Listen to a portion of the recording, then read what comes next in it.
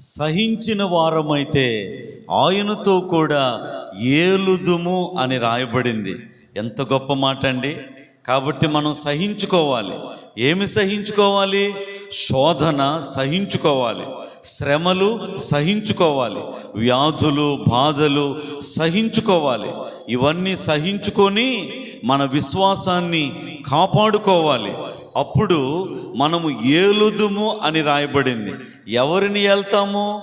ఎక్కడ వెళ్తాము? ప్రభువుతో కలిసి దేవుని రాజ్యంలో మనము ఏలుదుము. ప్రియులారా, ఎంత గొప్ప ఆధిక్యత అండి. మరి ఇంత గొప్ప అధికారము, ఇంత గొప్ప కృప మనకి కలగాలంటే భూమి మీద మనము సహించుకోవాలి.